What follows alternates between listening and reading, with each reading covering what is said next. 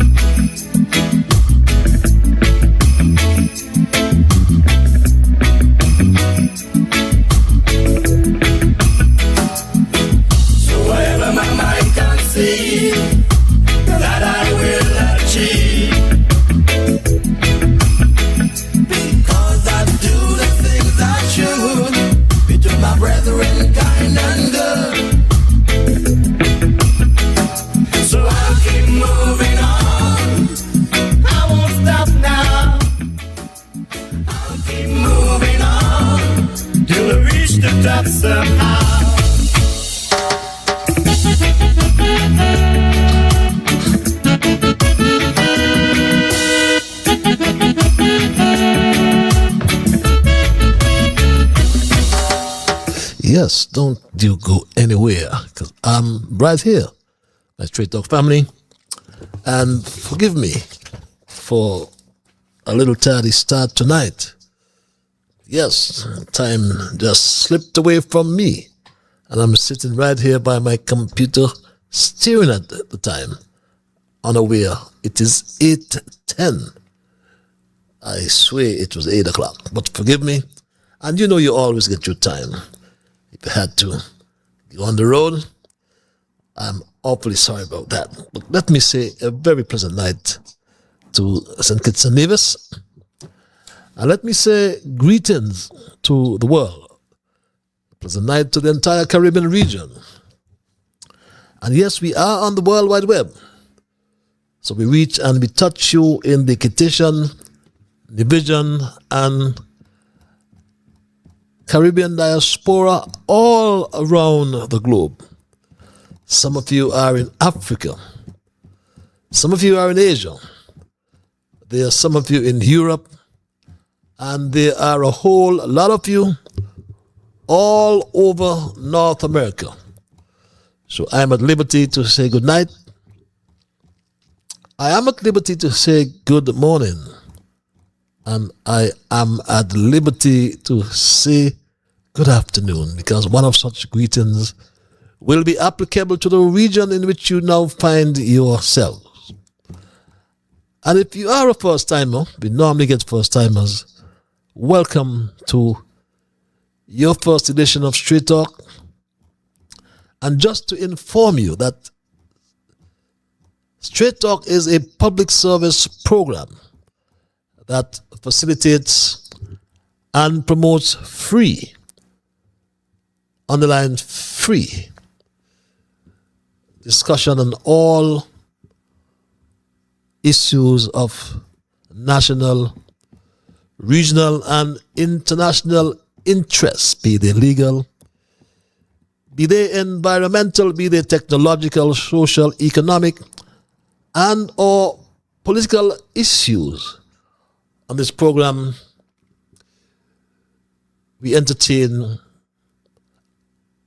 we facilitate, we promote free expression on all these issues. On this program, we try as well to raise the level of national, regional, and international consciousness.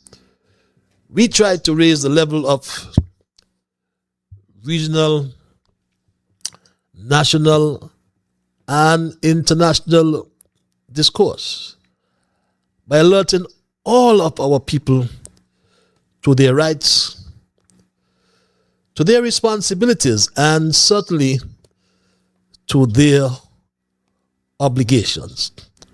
My name is Ian Patches Liebert, and I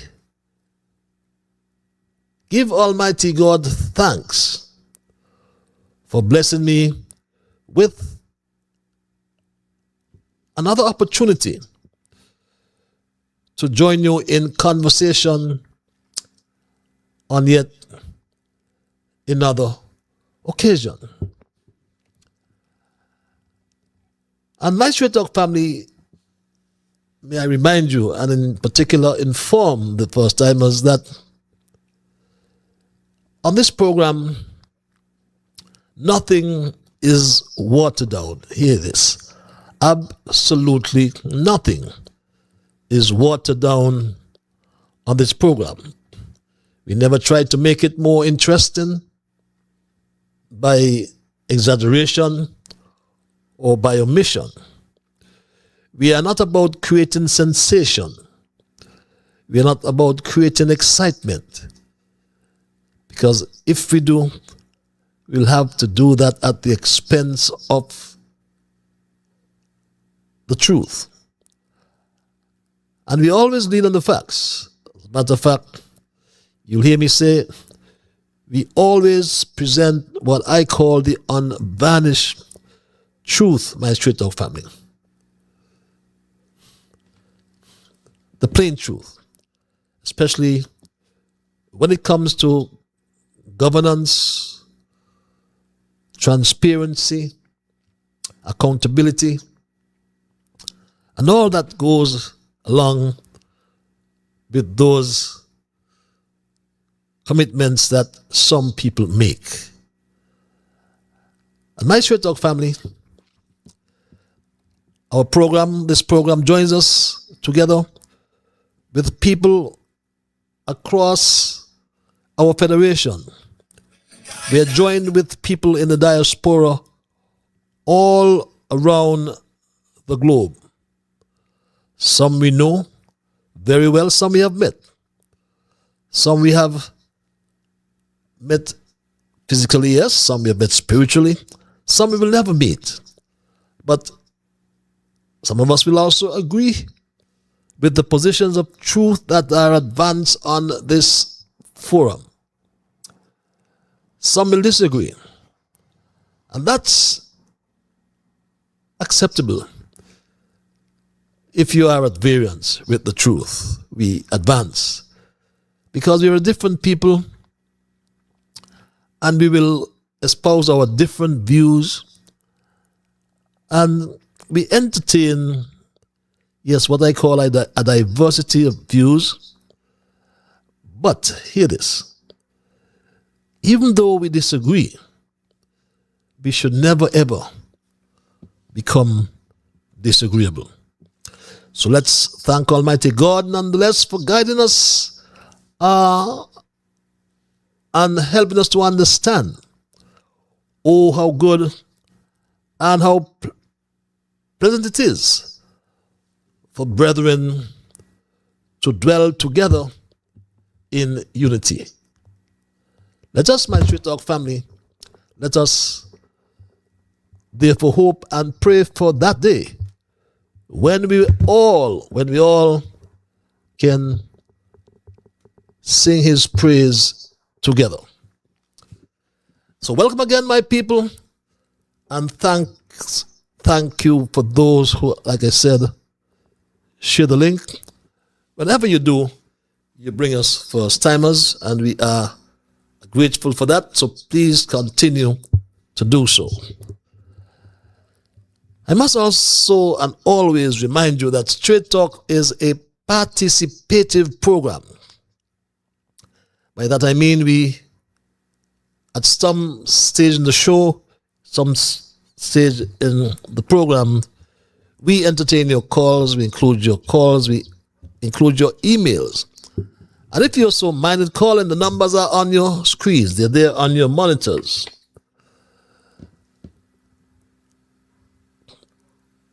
Those who like the cloak of anonymity as well, the email address is there on your screens as well. So you will have an opportunity to participate and express yourselves freely.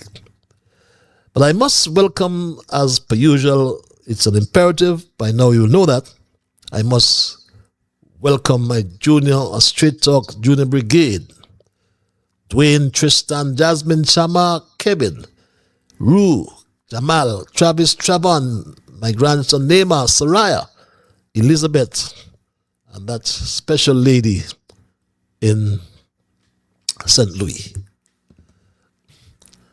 We normally start with our observations, and I will move to my observations without hesitation. That's when we present or we highlight some issues and we look at we do some reflection, we ask a few questions, and we establish what we have learned as a people. Our first observation relates to the concern and uncertainty that continue to spread across Antigua and Barbuda's entertainment industry, following reports that several of the country's most prominent entertainers have had their United States visas unfortunately revoked, raising fresh questions, my Straight Talk family, about access to one of the Caribbean's most important overseas markets. the USA. And among those reportedly affected is celebrated soca monarch Tiana Winter, who, according to the Daily Observer and other regional media reports, was summoned to the U.S. Embassy in Bridgetown, Barbados, where he was informed, sadly, that his visa had been revoked. Reports further indicate that other leading entertainers have also been called to the embassy and advised that they could no longer travel to the United States using their existing visas. To date, however, neither the U.S. Embassy nor the U.S. State Department has publicly confirmed the identities of those affected or the reasons for the individual visa decisions. Straight Talk will nonetheless keep you posted on this developing story. While on U.S. Customs and Border Protection matters as well, the introduction of the Third World Immigration Moratorium Act in the United States Congress marks another significant development in Washington's increasingly restrictive approach to immigration and border security. And this was introduced in the House of Representatives on July 15, last week. And the proposed legislation seeks to prohibit nationals of a number of designated countries, as you can see the list on the right-hand corner on your screens. But these designated countries, nationals of these designated countries, are being prohibited from entering the United States, citing national security and public safety concerns. And the list, my Straight Talk family, you can glean from seeing that it includes Dominica and Antigua and Barbuda. And for your guidance, the bill has been referred to the House Judiciary Committee for consideration and has not yet, underlined, has not yet become law. But if enacted, the legislation could have important implications for affected countries, including potential impacts on travel, migration, family reunification, and diplomatic relations with the United States. And while the bill still faces the normal congressional process and its ultimate fate remains uncertain, its introduction reflects the continued prominence of immigration policy as a central issue in American politics and signals the possibility of the further tightening of U.S. immigration laws. And our third observation, we got news coming out of Grenada, which has confirmed that St. Kitts and Nevis has decided to withdraw from hosting the 2027 Carifta Games. And yes, I said out of Grenada. We don't normally get our local news from the local stations. We have to get them from overseas. And this is what the Government Information Services in Grenada said. St. Kitts and Nevis has officially withdrawn its bid to host the 2027 Carifta Games, dashing the hopes of a nation that had eagerly awaited the return of the region's premier junior athletics championships. After months of public speculation and initial governmental interest, the decision to step aside was confirmed on Wednesday by Minister for Sports, Samuel Duggins. Following high-level discussions with the St. Kitts and Nevis Athletics Association and the Olympic Committee, the administration concluded that next year is simply not the most ideal time for the federation to take on the prestigious event. The withdrawal marks a dramatic end to what was already a turbulent bidding process. During the 2026 Carifta Games in Grenada, St. Kitts and Nevis and Trinidad and Tobago emerged as the sole candidates after no formal bids were submitted ahead of the NACAC Congress. Both nations were subsequently asked to provide robust government or sponsor guarantees, a requirement stiffened by NACAC President Mike Sands to prevent athletics associations from facing major financial shortfalls. Those requirements carried particular weight for St. Kitts and Nevis, which previously hosted the Games in 2008 and 2015. And that news about our beloved federation and the decision made by our government had to come from St. George's, Grenada, for us to get or to be informed. But such news has intensified questions about our country's fiscal position and the government's ability to sustain major regional commitments. The withdrawal, for example, comes despite millions of dollars having already been invested in the renovation and upgrading of the Kim Collins Athletic Stadium, raising concerns about whether those expenditures will now deliver the anticipated economic and sporting returns. Because you spend millions, yet you do not utilize the facility to try to recover or recoup some of the millions of dollars spent by hosting this international event. But the decision is nonetheless consistent, I may add, with the growing fiscal pressures. Consistent, yes, with the growing fiscal pressures identified in the IMF's latest Article 4 assessment, which highlighted falling CBI revenues, as you can glean again from that press release, IMF press release. But it signaled falling CBI revenues and a widening overall fiscal deficit estimated at 11.7% of GDP and rising public debt. The IMF recommended expenditure restraint and tax reforms to place the country's finances on a more sustainable path and restore fiscal sustainability.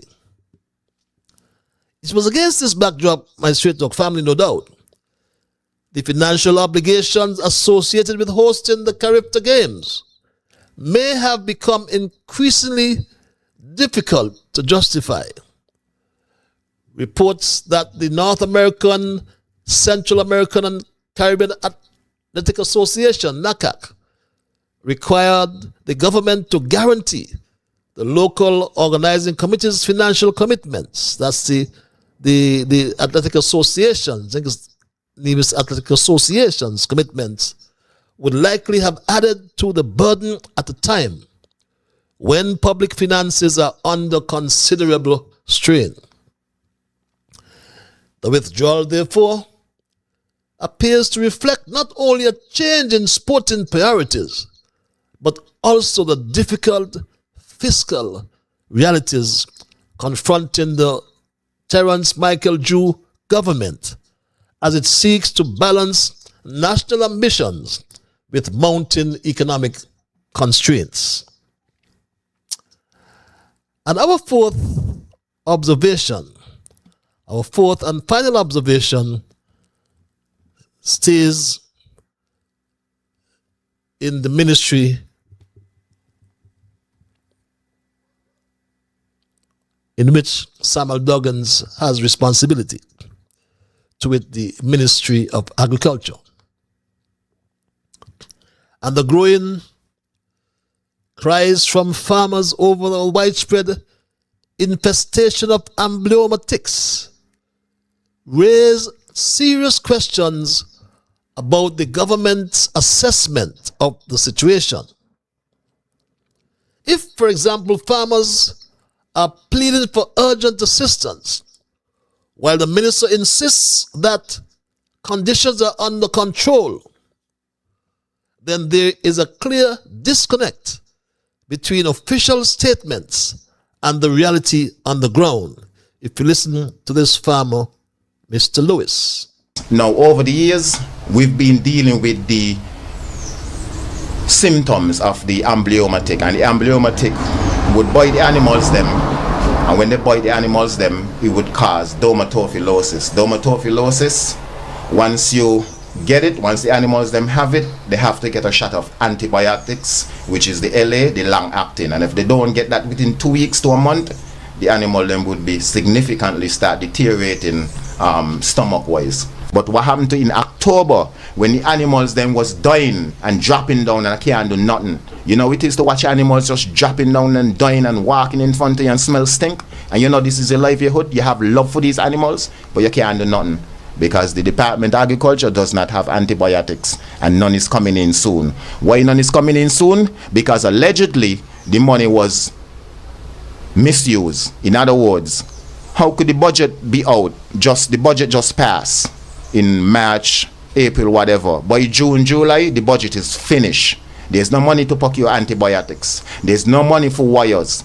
And so when farmers like me have paddock problem and we reach out for wire, even though we have money and we try to reach out to buy wire, there's no wire in the department.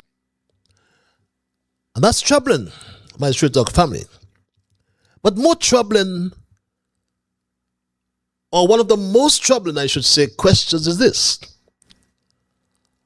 How can one farm be heavily infested with ticks, while another just a stone's throw away is reportedly, according to the minister, unaffected?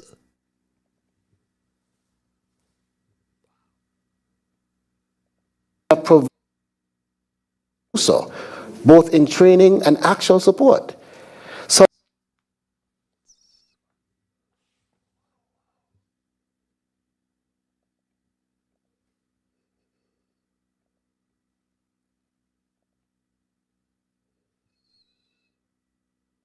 Have provided support that they do so, both in training and actual support. So,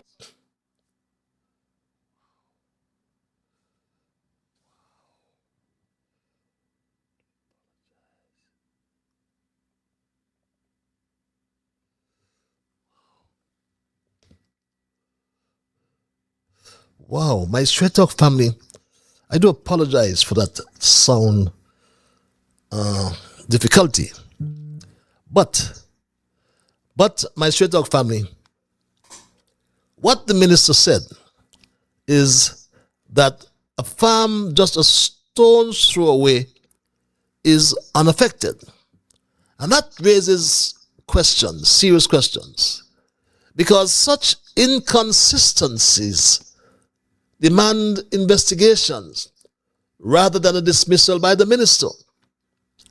Farmers deserve answers based on science, surveillance, and field inspections, not assumptions.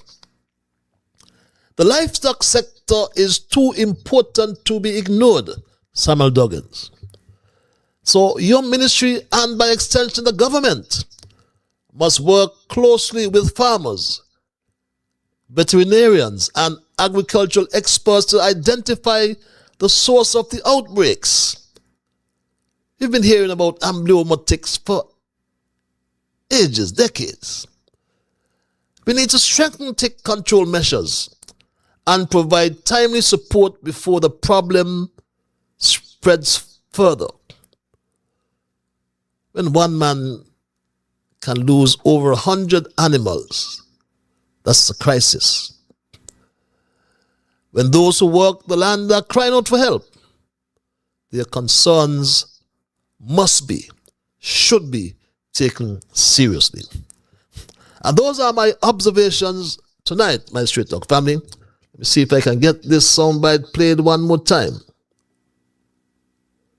No, I can't. Okay, let's leave it alone. I do apologize for that. My Straight Talk family. But those are my observations tonight. And I move right into my thesis, which I have titled, The King is Dead. Long live the King. My Straight Talk family, way back in 2015, following the change of administration that brought an end to the prime ministership of Denzel Llewellyn Douglas, who in fact was then the longest serving leader in the Caribbean. And I met one of his labor comrades and staunch supporter, Prime Minister Ralph Gonsalves. And I asked Comrade Ralph, what should I tell your friend, Comrade Denzel, when I return home? In jest, Comrade Ralph put his hand on my shoulder jokingly and said, tell Comrade Denzel, the king is dead. Long live the king. And we both had a hearty laugh. But what reminded me of this encounter with Comrade Ralph, however, was the content of a Facebook message posted by Comrade Denzel just a few days ago, which reads, sometimes the strongest and most courageous thing you can do is to walk away from what you love in order to protect your peace. Choose to be better, never bitter. Blessed Tuesday to everyone. That's coming from Denzel Douglas. Now, recall, this is in pursuant to an earlier post or statement of gratitude and encouragement from Douglas about a week or 10 days ago, to be exact. And this statement, which I posted or I made reference to sometime before, is self-explanatory, as it is normally said. But let's look at your left-hand corner, your far left-hand corner, and I took the liberty to underline in the first paragraph, the very first sentence. And let's read that together, my Straight Talk family. I wish, and it's a statement of gratitude and encouragement from the Right Honorable Dr. Denzel Douglas, Denzel L. Douglas, to be exact. And he wrote, I wish to express my sincere gratitude to Almighty God for His grace, strength, and protection throughout a recent period of significant health challenges resulting from severe back pain, which ultimately required surgical intervention. Fast forward to the second page and the top paragraph. It continues, and I quote, I am pleased to report that the procedure was highly successful, and I have received an excellent, encouraging report from my neurosurgeon, Professor Dr. Anthony K. Frempong Bodu of NYU Langone Health. That's the New York University Langone Health. Fast track again to the last page at the top right-hand corner in your far right. And it reads, let's read that together. As I continue on the road to recovery, I look forward with renewed strength, gratitude and optimism, and remain committed to serving the people of our beloved Federation. And in the bottom, the last sentence, where one of his fans, no doubt, writes, and I've underlined, you have one more political fight to go to celebrate 40 years as a parliamentarian. We look forward to seeing you soon. Write this message on his Facebook post. So Douglas expressed his sincere gratitude,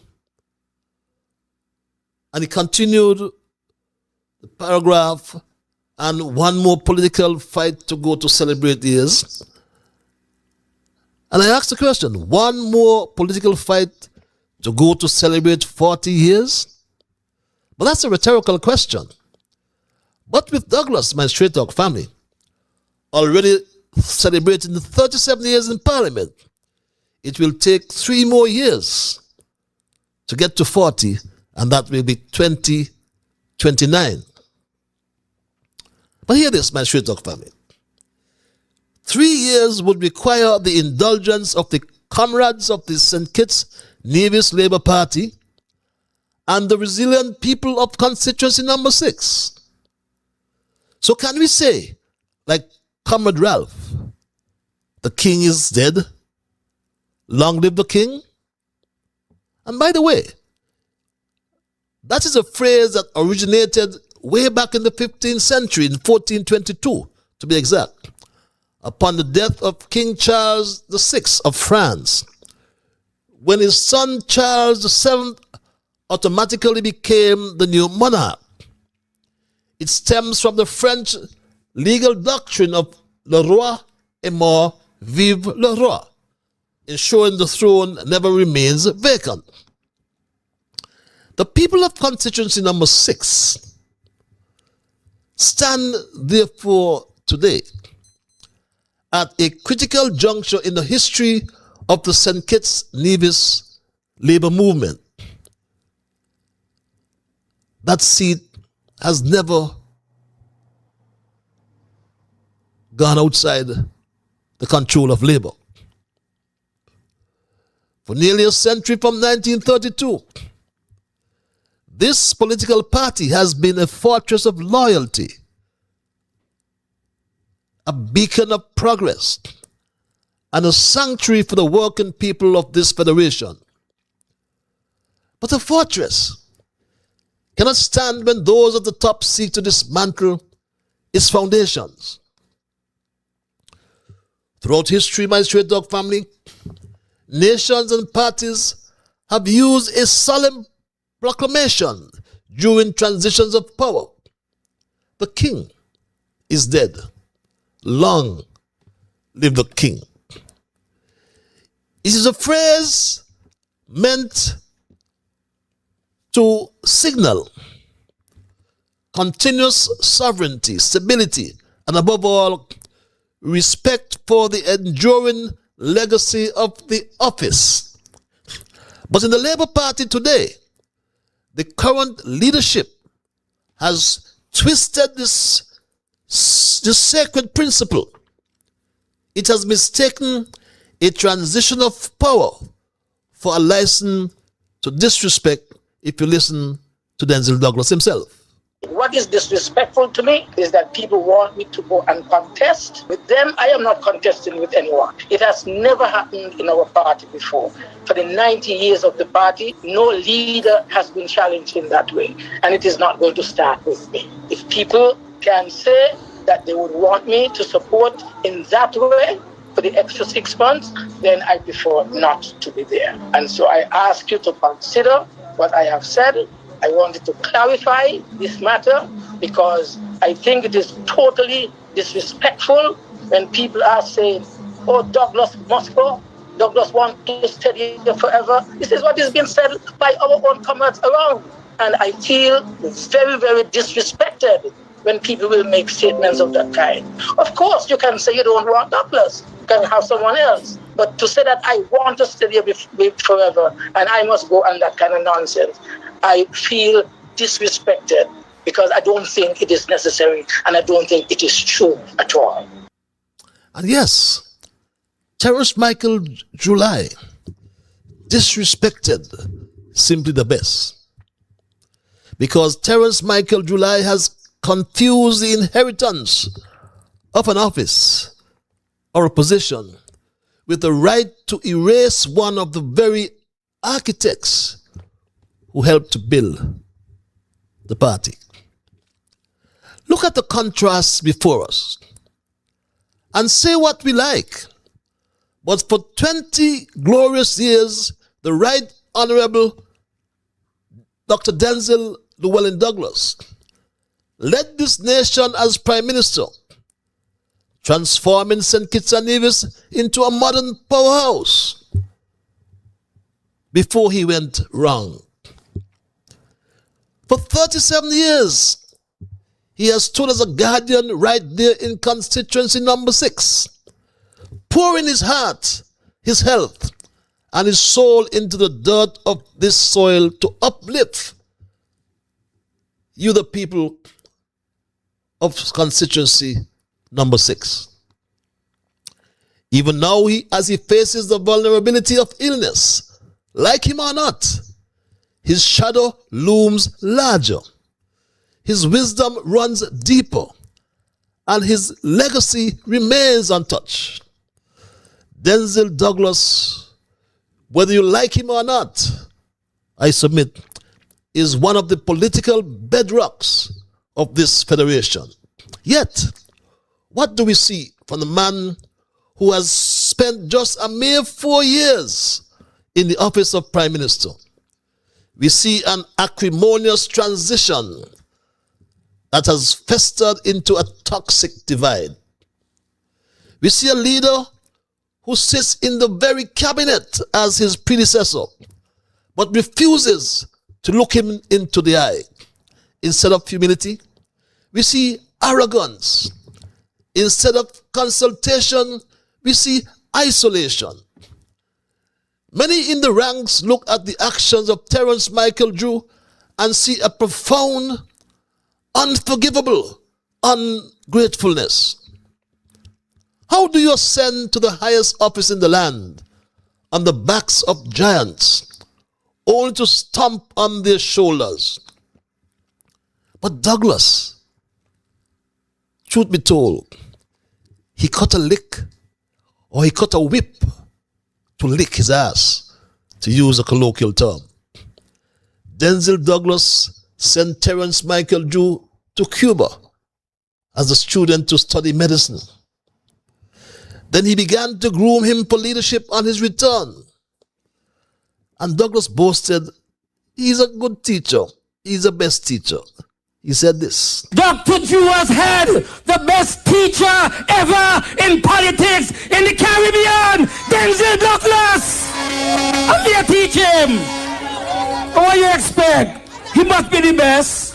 The best teacher will produce the best student. Yes, he cut that whip to lick his ass. He taught him. But how do you look at a statesman with decades of global and local expertise and decide that you know better? It is an act of blatant disrespect, not just to Douglas, but to every single member of the labor movement who sacrificed to put this administration in power. Although to some, it won by default. But this is not just a matter of hurt feelings or fractured etiquette. It is a crisis of governance.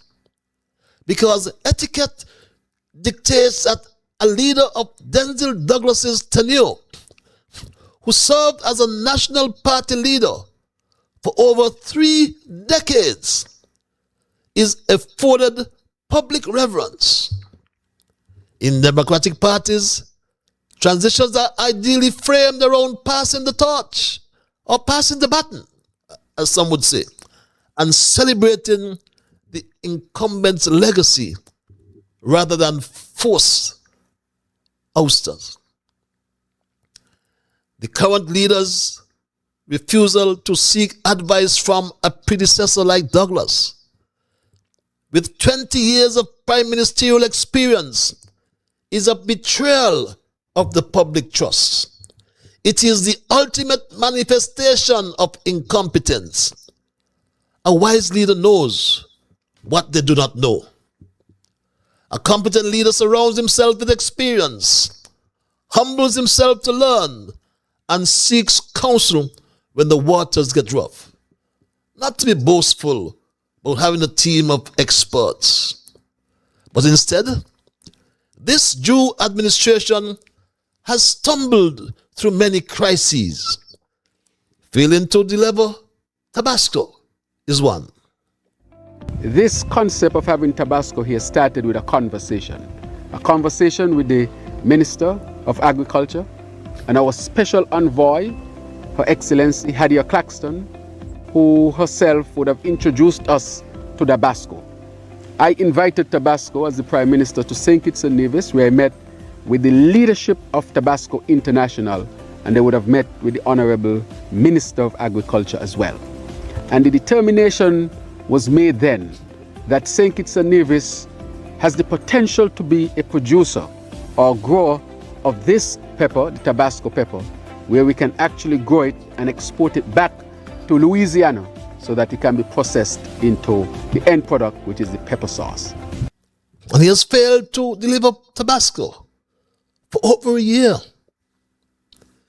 He has failed to deliver 2,400 Ahu houses, my Straight Dog family. Crisis after crisis. I want to take this opportunity to highlight the Minister of Housing, because we made a promise to the people of St. Kitts and Nevis that we will build 2,400 houses. We said to them that the houses will be stronger, that they will be able to withstand Category 5 hurricanes. We said to them that they will come with the opportunity for you to extend. We also say that they will come with basic appliances and cupboards and good tiling and all of the other amenities that would make a home fitting for you, the people of St. Kitts and Nevis. And we were doubted, because if you were not in our position, you would doubt as well. If you were not in the position of East Coast, you would doubt as well. So those of us on the inside, even though the storm was raging on the outside, the storms of doubt and the storm of talking innuendos and the accusations that this is not possible, we did not respond in kind. We said that at the right time, the program and the houses will speak for themselves. When will those houses speak, my Straight Dog family? He also failed to deliver solar energy. A good project. He failed to deliver. It is a good project based on our own studies, calling in the expertise from right in the Caribbean to assess. It's a good project. Mm-hmm. They feel that it was properly assessed and the costing was within the range of what it would cost anyway to do that. He failed to deliver. But in the meantime, the so-called engineer Conris Maynard, what has he done for the past 2 years? Rented generators. The government has guaranteed full financial absorption of all costs associated with this 12-month Skelec Agreco 6 megawatt rental agreement to the tune of approximately $10.5 million. Well, it's now 14 months or 24 months, my Straight Dog family. $10.5 million per year. That's now 20.21, beg your pardon, million dollars, US dollars that is.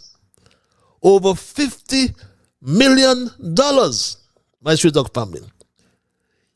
He could have almost bought the solar farm, which was being constructed for $81 million. And my Street Dog family, Drew also fails to communicate on anything. We told you about the games, the character games. Look at the third country national agreement. We had to depend on Jamaica to get information. First up this evening, the Ministry of National Security says the 2 Jamaicans who were deported to St. Kitts and Nevis from the United States as part of the third country national agreement have decided to stay there. The details were revealed in response to questions posed by our news center. Jamila Maitland has the details. The 2 Jamaicans who landed in St. Kitts and Nevis in May were the first to arrive on the island as part of the third country national agreement with the United States. And according to the Ministry of National Security, the Jamaicans who TVJ News has come to learn are 2 males have decided to remain there. The ministry says it received information from its counterparts that the Jamaicans will not be returning home, at least not for now. It also says the Jamaicans are not in custody and were landed as ordinary passengers. The ministry also says it had no information to suggest any crimes were committed by the 2 Jamaicans in the U.S. As for why the men were removed from the U.S. and why they weren't deported directly to Jamaica, the Ministry of National Security could not say. TVJ News posed a similar question to the government of St. Kitts and Nevis. However, we have not received a response. The ministry says it was not contacted by the U.S. authorities about the deportation of the 2 nationals to St. Kitts and Nevis. It said it learned through a diplomatic note from the Kittitian government on May 22 that it received 2 Jamaican nationals.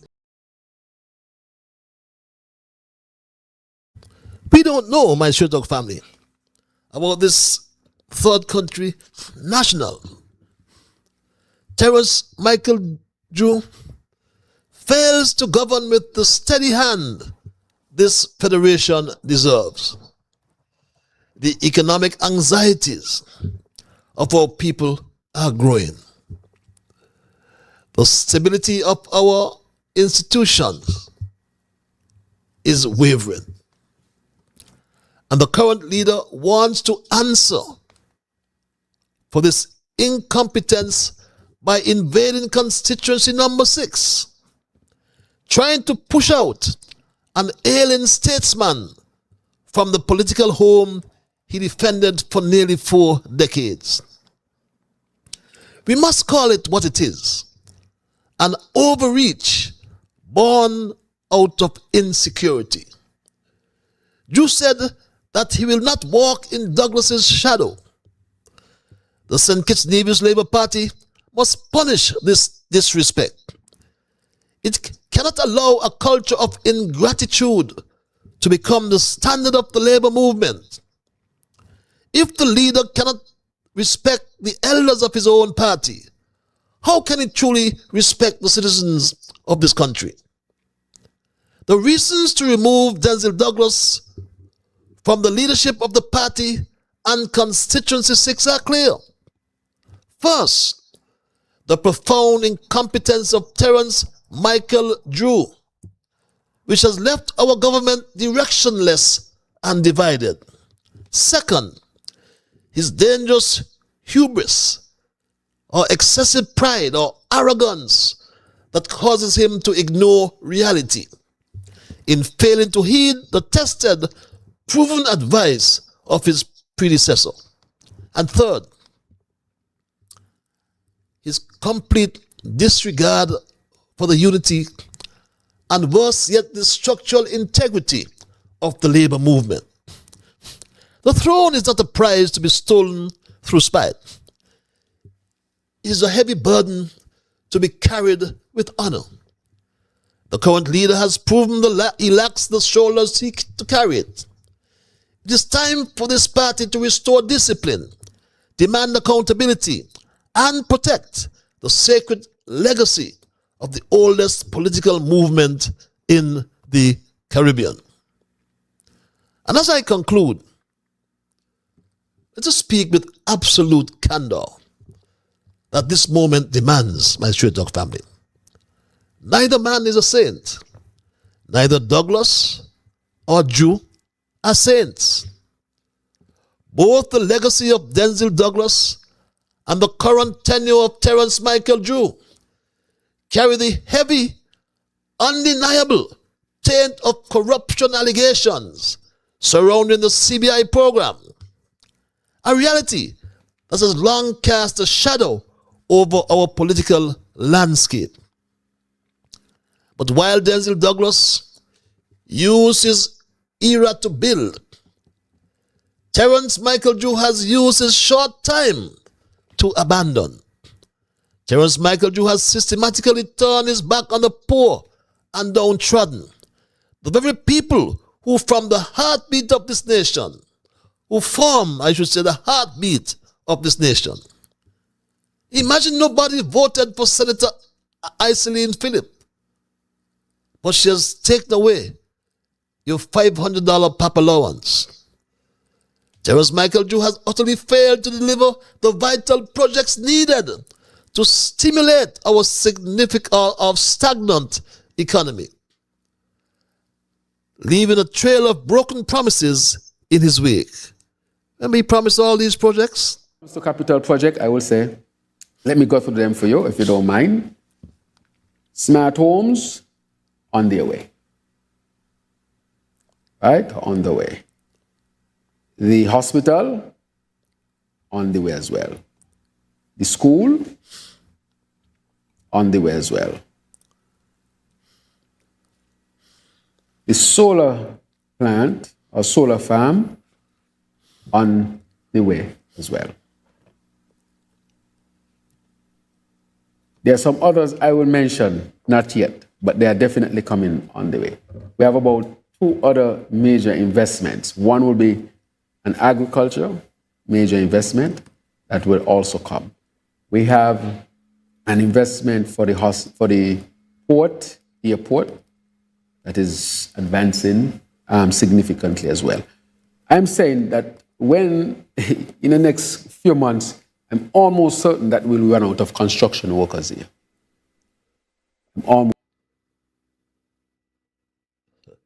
Almost certain he will run out of construction workers.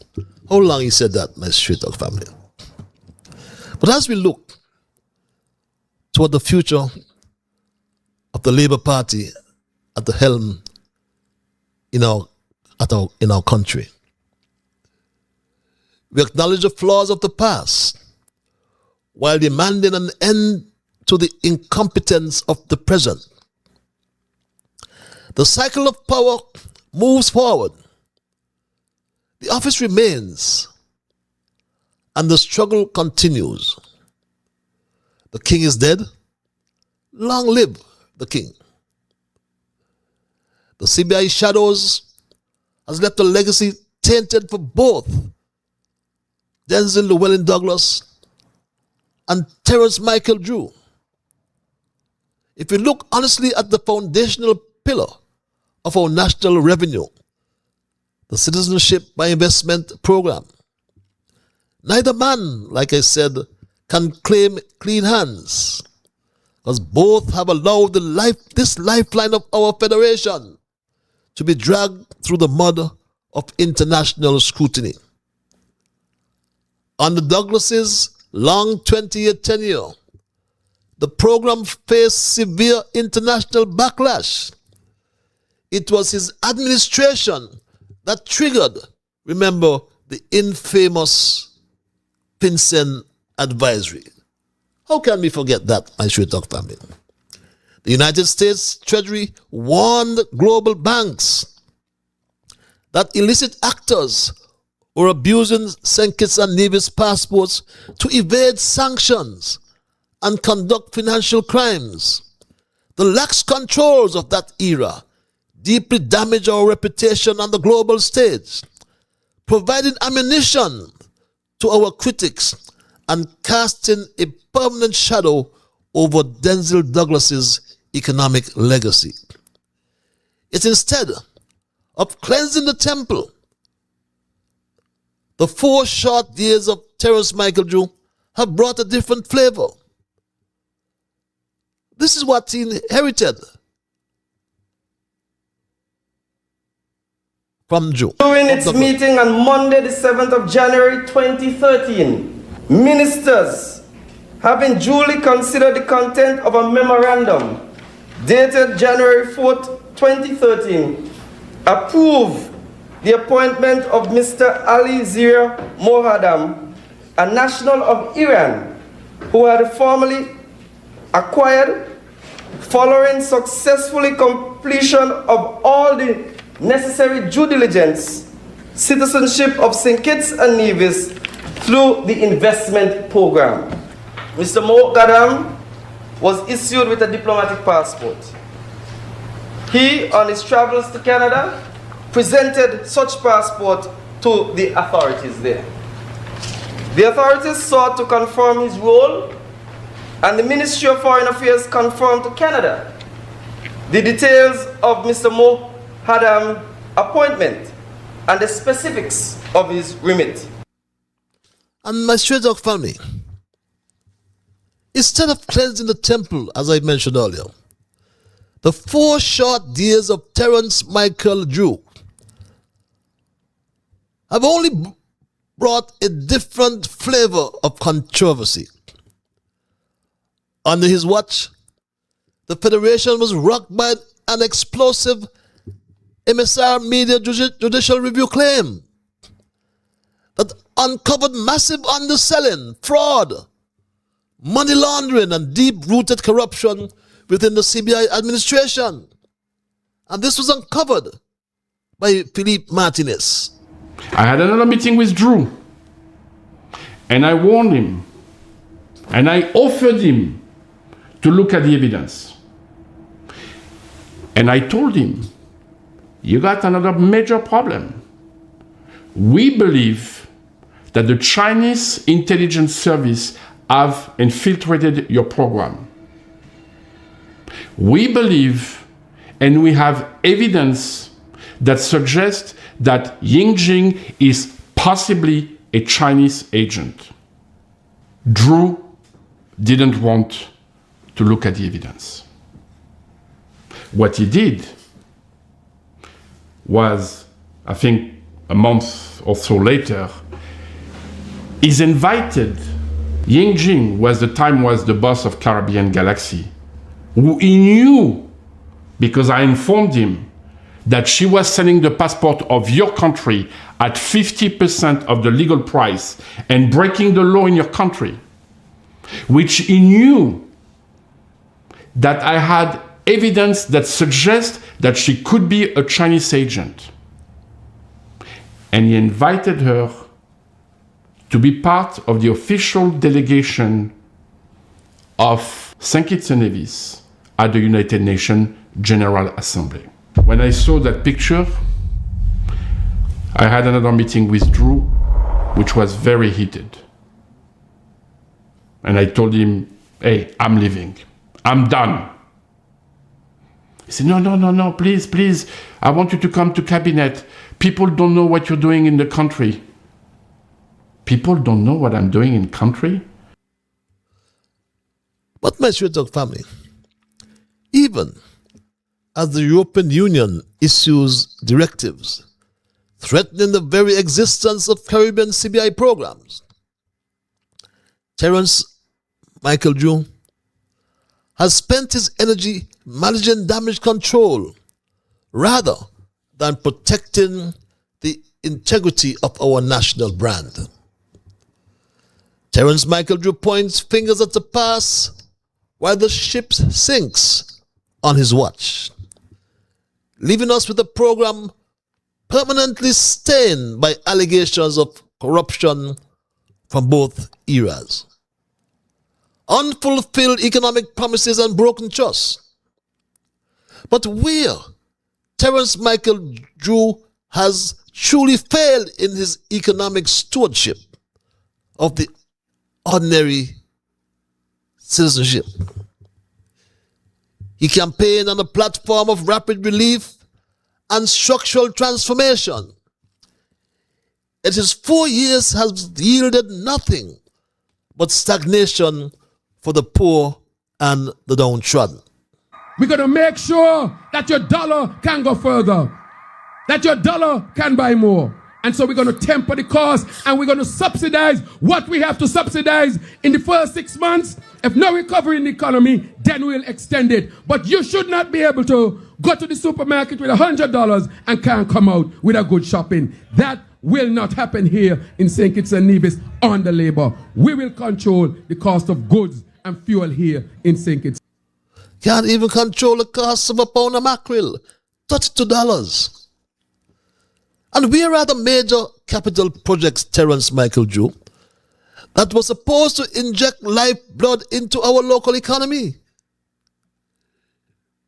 We were promised massive infrastructural developments to create jobs for our youth.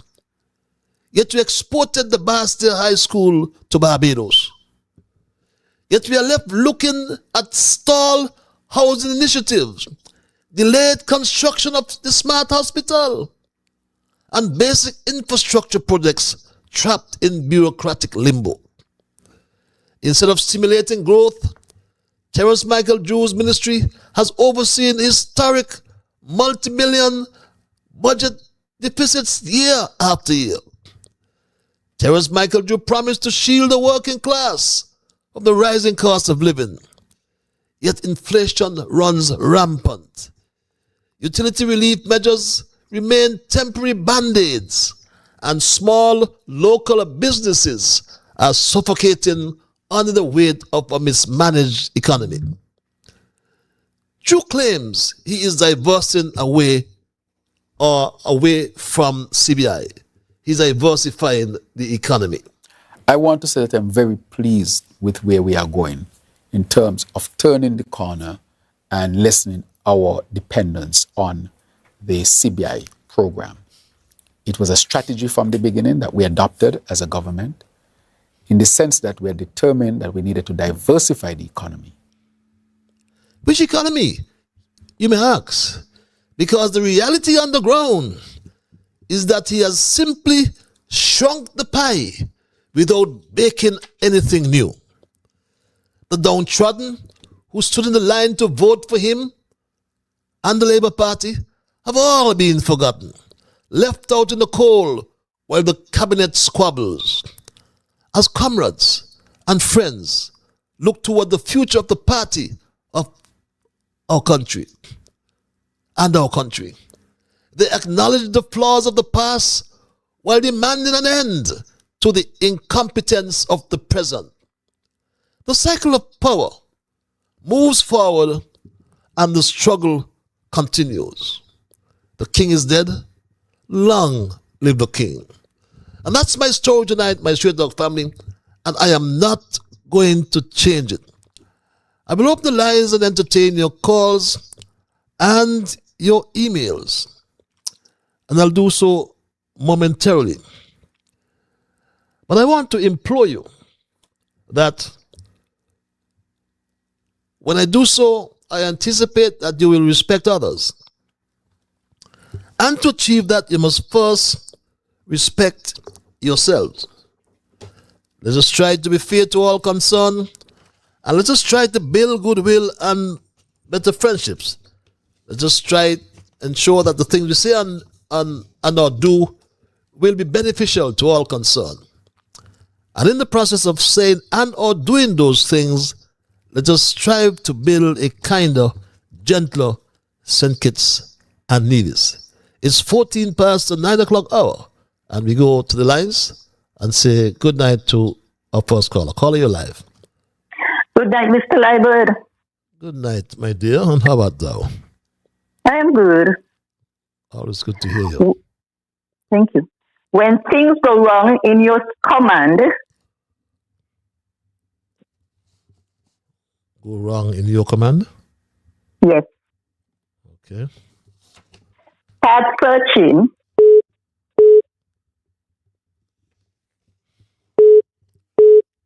Start searching. For the reason in increasingly larger circles. For the reason. For the reason in increasingly larger circles. Recently. Yep. Around your own desk. Desk. Desk. Desk. D-E-S-K. Oh, E-S-K. Okay, around your own desk. Okay. Yes. Okay. When I repeat, when things go wrong in your command, start searching for the reason in increasingly larger circles around your own desk. Have a great evening. Have a great evening as well. And thank you very much for your observation coming from our what am I saying? My quotation coming from my quotationist across the narrows over there in Nevis. When things go wrong in your command, start searching for the reason in increasingly large circles around your own desk. We go back to the lines at 9:16. Caller, you're live. Hello, caller.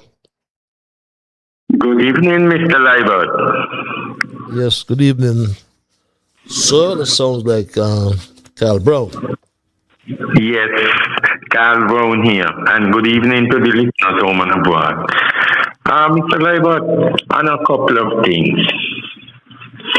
The waste of time, useless, wasteless agricultural minister. Every time you look around, at least every 2-3 months, he failed in his ministries. Let's go to sports. People can recall Cricket World Cup. Our wasteless minister didn't bid for nothing for St. Kitts Nevis. We lost all of that. The stadium, number of years we couldn't go up there to have no athletics being done.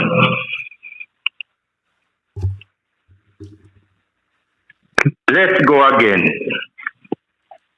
About 2-3 months ago, the under-16 netball tournament was held, I think it's in Trinidad.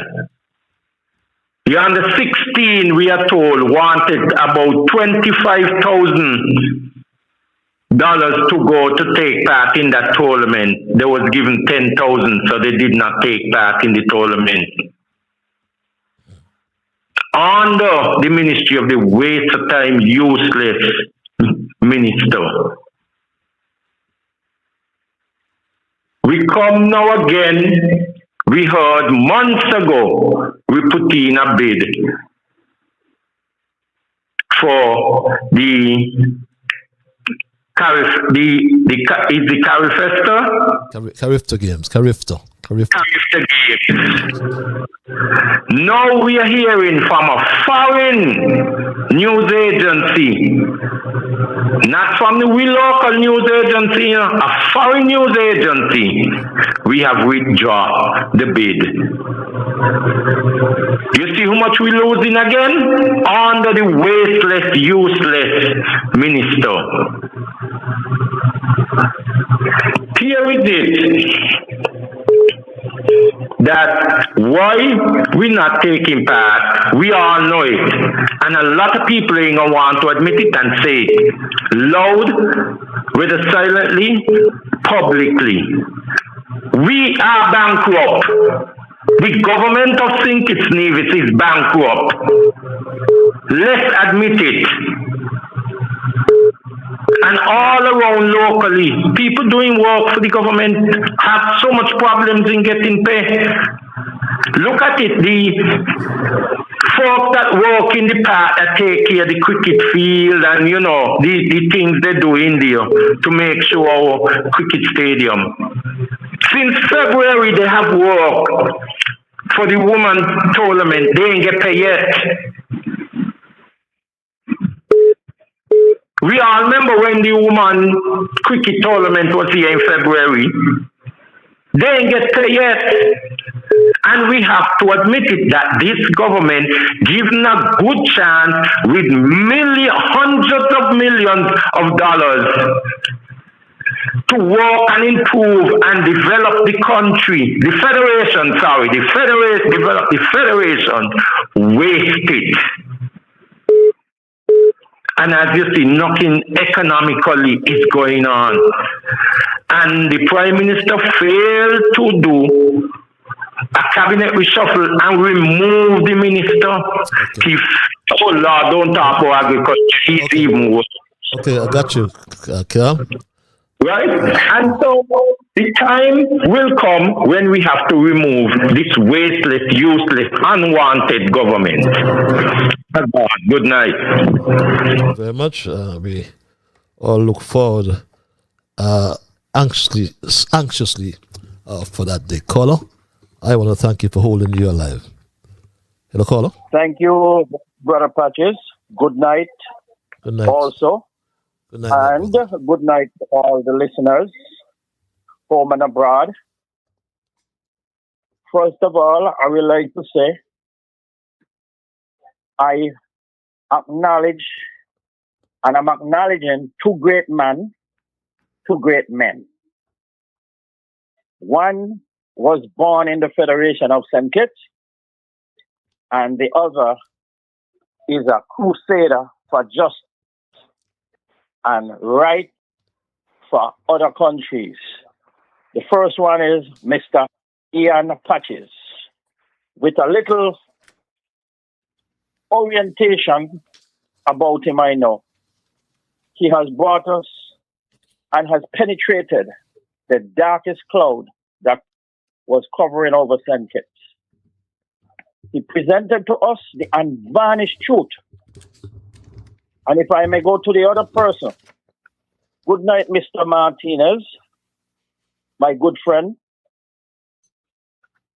You have done the best thing that ever happened to any nation of uncover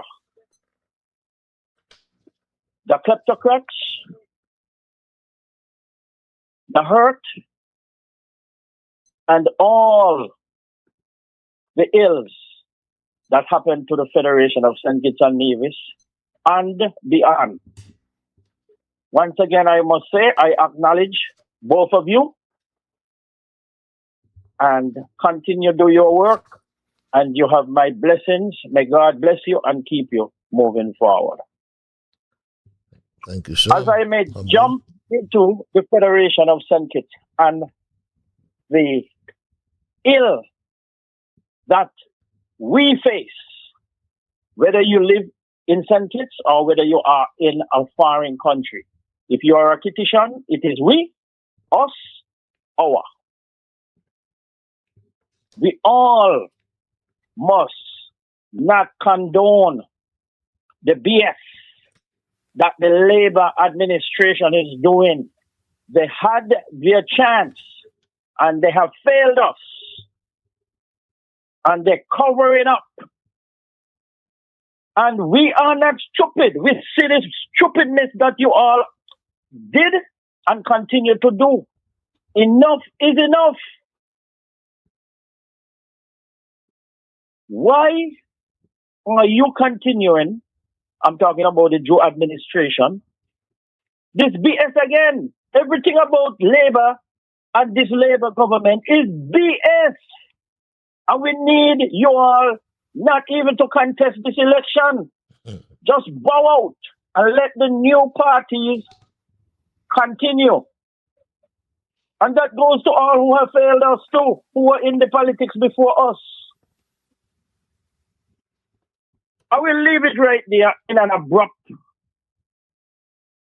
temporary end, and I will let others come in for their commentary. I respect time. Thank you. I appreciate it, sir. Thank you very much for your contribution. We go back to the lines and thank this caller for holding. Caller, you're alive. Hello, caller. Hey, Patches, good night. Good night. Good night, Patches, good night. Mr. Politics, good night, sir. Yes, first I always want to thank God for life. and thank God for the blessed country of us. The only thing right now, Pat, is we need some rain. The farmers, them, especially the livestock farmers, we are suffering because they talk about the doma. And because of the heat and everything, that if rain critical the animal them in time, the doma will take over. So you got to get the medication there and come to the guy, Lewis. The agriculture department look like they ain't got nothing to really sell us to treat the animal them. Sorry to interrupt you, Party. You care for animals, right? You raise animals, right? Yes, Patty, yes. How is it possible, though, that you have one farm with the over 180 animals infected with this amblyoma tick, and another farm that's a stone's throw away, as the minister said, is not affected?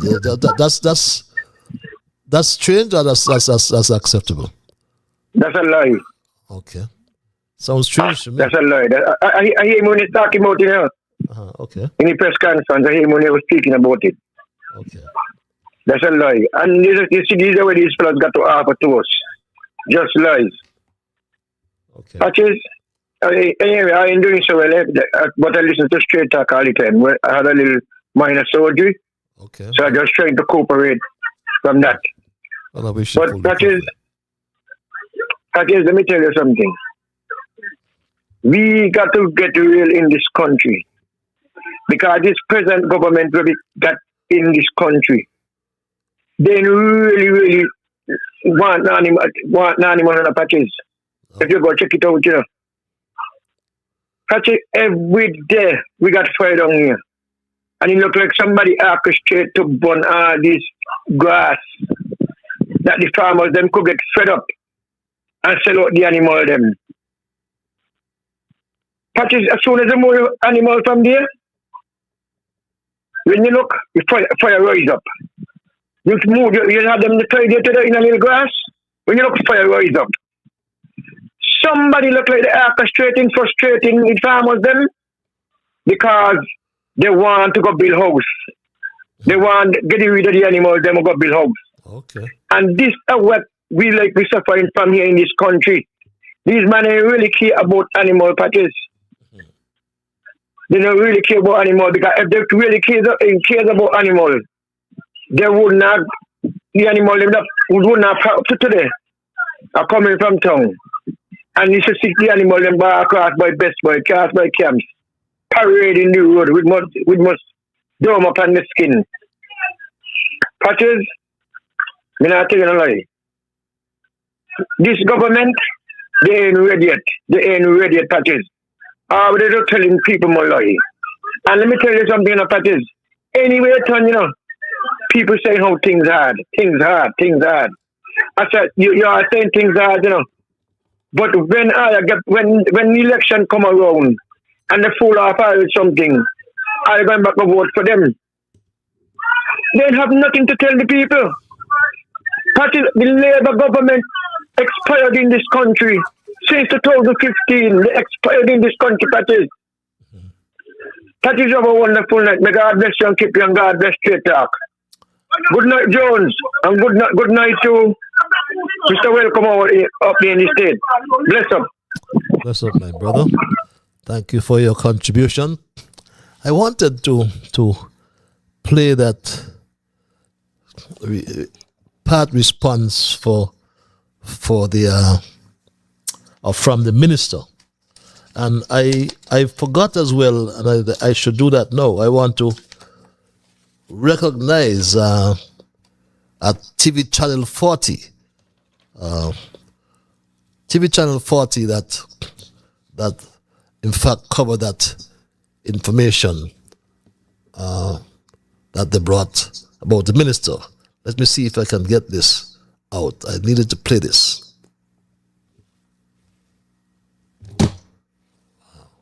Provided support that they do so, both in training and actual support.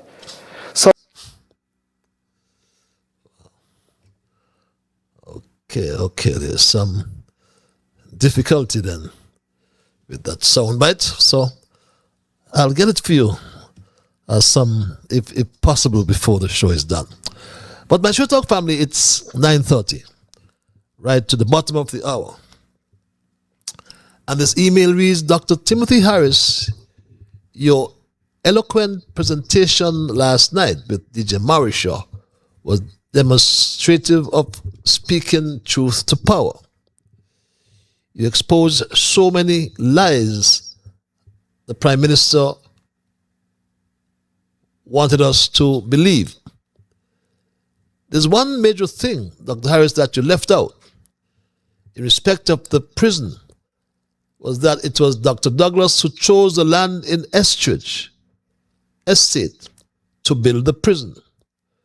When you took over from Douglas, you never changed the site to waste money, and knowing that government is continuous, you followed through.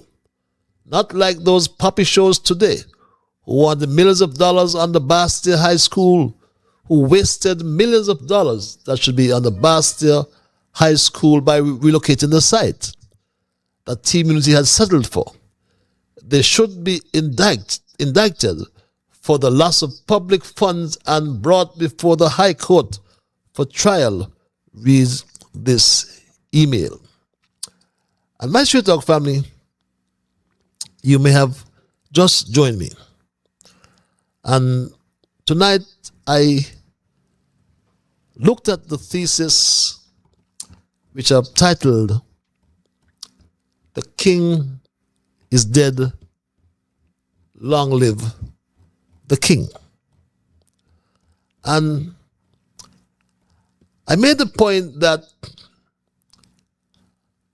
way back in 2015, following the change of administration that brought an end to the prime ministership of Denzel Llewellyn Douglas and his Labour administration, who in fact back then was the longest serving leader in the Caribbean. I recall meeting one of his Labour comrades, Comrade Ralph Gonzalez. And I asked Comrade Ralph, what should I tell your friend, Comrade Denzel, when I return home? And in jest, Comrade Ralph put his hand on my shoulder, jokingly said, tell Comrade Denzel, the king is dead. Long live the king. And we both had a hearty laugh. And what reminded me of this encounter, to be frank with you, was the content of a Facebook message I read from Denzel Douglas. And I started to think, when I read the content, sometimes the strongest and the most courageous thing you can do is to walk away from what you love in order to protect your peace. Choose peace. Choose to be better, never bitter. The blessed Tuesday, everyone. And that coming or came from Denzel Llewellyn Douglas. And this followed an earlier post in which he outlined his recent illness and was looking forward to come back. But the fact, I think he's already back on the job. I saw him meeting some ambassador yesterday or the day before yesterday. But in his message of gratitude, he also intimated that as he continued on the road to recovery, that's in your top right hand corner, you can read that for yourselves. I look forward with renewed strength, he says, gratitude and optimism, and remain committed to serving the people of the Federation. So Douglas expressed his sincere gratitude. And if you continue the paragraph, the last paragraph there, that's underlined, you have one more political fight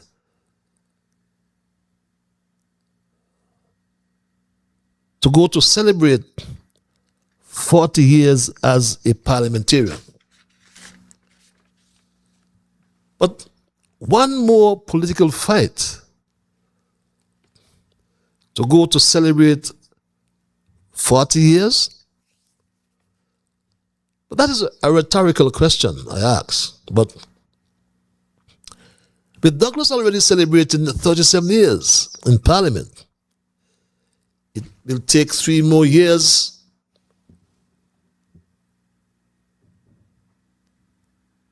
to 40, which puts him at 2029. But 3 more years would require the indulgence of the comrades of the St. Kitts Nevis Labour Party and the resilient people of constituency number 6. So can we say, like Comrade Ralph, the king is dead, long live the king? Caller, you're live. Hello, caller. A pleasant good evening to you. How are you doing? I am peaceful, my dear. Yourself? I'm giving thanks. Oh, that's the dimple lady. I recognize that voice. Are you there? That is, I'm right here. Yep. You question yourself on top, king lawyer. How much years is going to be? Whether 3 years or 2 more years from now. And he don't have a good character at all. He don't have none at all. I would like him, because I heard that he's going to like step down and whatnot because he's a Christian. I would like, before he step down and he don't pray, please to pay the cane cutters who work in the cane field whatever little money he had get for them, because he ain't work nowhere in the crop and he get more money and us who work. So please, let him do the good things, since as he say he's a Christian now. Do the good things and please to pay we, the workers who work in the sugarcane, our money, and then he can step down and be a Christian. He said he's a Christian? He did say that? He says already. Yes, the first time he says before. Okay, I thought he said he says already. I thought he meant recently. Okay. I believe he says so right now yet to, because I tell you, they just allow you to talk things and forget. Okay. But he got millions, I believe he says so. You know, he got millions. That's what I said. Give us we want what we don't work for, because he did not work in the sugarcane to get no money. Let he pay we who don't work in the sugarcane the money. He don't have any card with none, but he ain't working there. That's it for him. And the next king lawyer, how far are these things coming from? Way and the way? How far they coming from? Because it seems to me, look up, they ain't gonna reach here, no time soon at all. Because none now they on the way and none could reach. And what's not?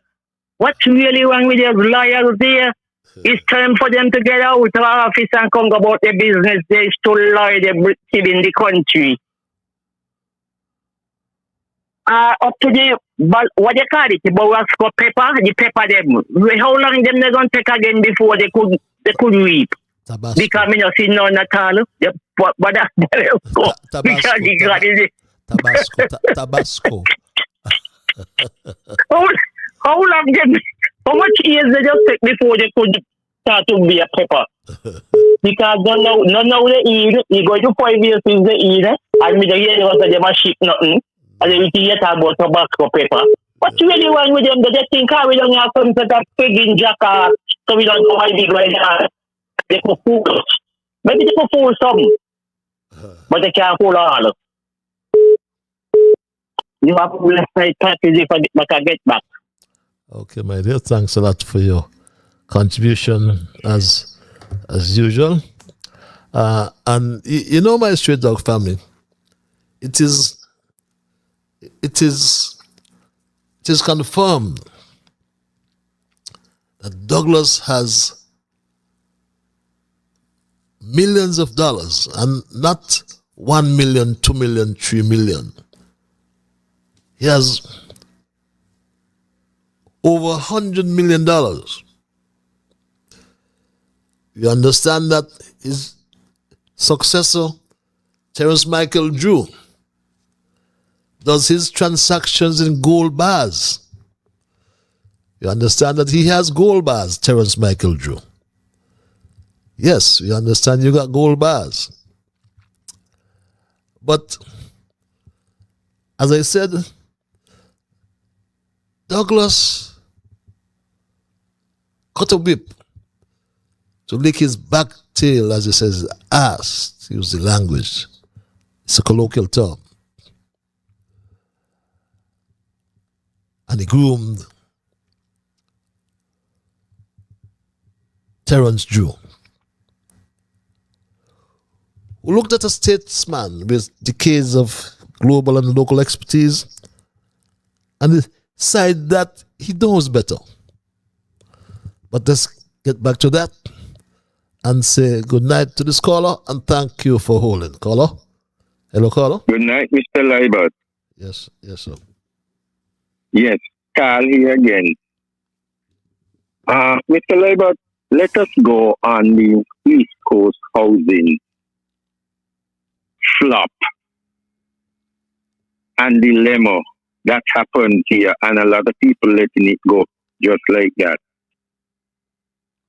We all could remember when the Prime Minister and people of East Coast housing had all kind of talk and discussion. They even had an open house at NHC where you could have come and see the different models and so. And they did promise 2,004 houses, and they did promise 600 houses per year. And 2 houses, 2 models was built and given to 2 families in Connery and in Taylor. And I keep saying everyone could remember. I get a lot of licks, a lot of word on all the media that there is available at that time, and lots of them still are available. I went on them and I told them that this project will never get off the ground. I said, I have been here a little while and we had other Trinidad companies come here on the same Labour government and take off and did not finish. Dr. Denzil Douglas Labour government had to finish one over in Buckley's there just below Ram Supermarket and where Ram Food Court, where people could look down there and see. Tenants was asked to pay down $10,000 and they paid it down, and for over 2 years they couldn't get the houses. Dr. Denzil Douglas Labour government had to take it up and finish those houses, and I warn them about that. And I tell them Trinidad companies are always coming here, and that's not the only one, and saying that they're building houses and the project never come to a full potential. And I warned them and I said, this project with East Coast housing will never get off the ground. I told the Attorney General so, I told Dr. Jusso, and I said it on all the radio stations. And I got a lot of licks. I even was told I done got me house and may want nobody else get a house. I tell them that project is not going to get off the ground. It will fail. Our Attorney General told us that there's a clause signed in there that cannot be revealed because I questioned him on talk shows. And he said there's a clause signed in there that cannot be revealed to the public. When I asked him if the project fails, what is going to happen? And the clause in there, and we the public don't know what the clause be. And you heard the big man from East Coast Housing say that they come through with their part of the deal, but our government failed to provide the land, so no other houses could be built. And that project just gone like that. Look at the new hospital that is claiming to supposed to done bill about how much? More 10 to 15 times now. The Prime Minister come and give us all kind of dates, and it can't happen. And I keep asking the question all the time: have they meet the financial requirements of the landowners down there that has decided to sell the land to the government for this new hospital? Because all of them are not selling. And no, you never hear Dr. Drew come on the radio and say that a number of persons have decided to sell the land and they're negotiating and they will give the market price. Nothing like that. Okay. But he keep coming. They got big signs board down there showing the hospital. Okay. But yet we can't hear the people them get the money for the land, and it all the land have been sold to them to build that massive hospital, smart hospital that they want to build. Okay. Are gone. Thank you very much. Let's go back to the lines and thank this caller for holding. Caller, you're live. Hello, caller. Yes, thank you. Thank you once again. The dimple lady, she has some character. And she gave me a clue just now. Whether it's yesterday or back in the past, Denzel Douglas claimed that he has converted to Christianity. Well, I have something to say, Mr. Douglas. If you have converted to Christianity, I am happy for you. But you have to repent.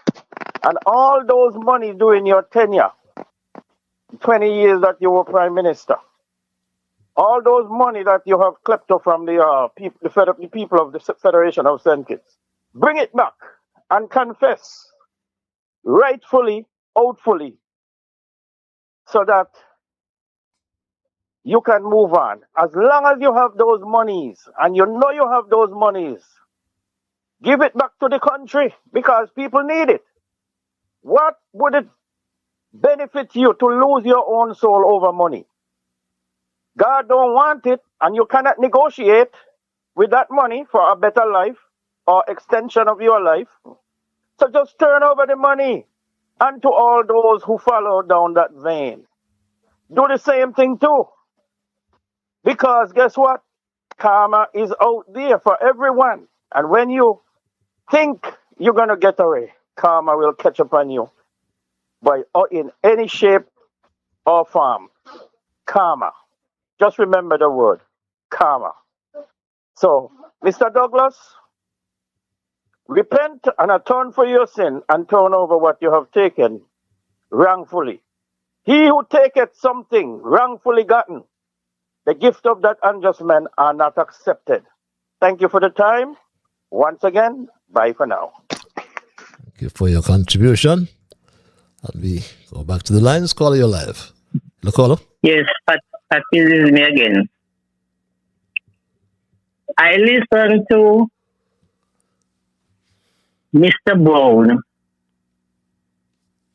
tonight, and I hear him say that he did not make no decision to collect the people them what coming from overseas and what not, because if he need like documents, and he will tell them that definitely he needs $75,000 US for one person. He said they don't offer people already And some of them Caribbean ministers, some of them like they get 50. They take $50,000 for one. I would like to ask King Lawyer in this country, how much he get for one? Because they say a plane bringing in 3. So how much he gets for one? If he's the one who gets $50,000. And touches me, I tell you, a lot, when I tell you, a lot of strangers in a think it. A lot, when I tell you, you know which what a lot be? Over Kayan. A lot. Soon, we gonna get licks in our own country from them same people who are coming. I tell you a load, think it's overpopulated now with people that come in and think it. We have to be very, very, very careful with that man here. Then he come tell us how much money he gets for them when they don't come in. Can Mr. Bong say some of them don't get 50,000, but he wants 75,000 for if it's anything for one person. So let me tell us how much he gets. Stop tell lie and come out and tell the truth right now. But see, I tell you my man say something about Christian, this just the other day, he said so? Okay, you go ahead. Have a pleasant night. Have a pleasant night, my dear. We go right back to the lines and thank this caller for holding. Caller, you're live. Hello, caller. Yeah, good evening, Patches, man. Good evening, my brother. Back to my lyrics. Teachers say if you tell a lie, you're going to hell as soon as you die. If that's the case, a lot of people in the Federation might tumble down in the hell pit. Patches, the place is in a mess. And to the Commissioner of Police, I'm a black man and I'm a citizen of St. Kitts and Nevis. Can I ship in crates of ammunition and guns into the Federation? Just like how that person did over there at Nevis and get them cleared through customs? Was a bias created for that individual for him to get them guns and ammunition in there? If that's the case, I'm going to try to send my collection that I got down to the Federation and see if I could get them in the same way. Patches, the Prime Minister, he said there was a S-load of investors anchored off in the roadstead, just waiting to come ashore. I wonder where they are. The clip you played with him tonight, he mentioned 4 to 6 projects that he says is coming.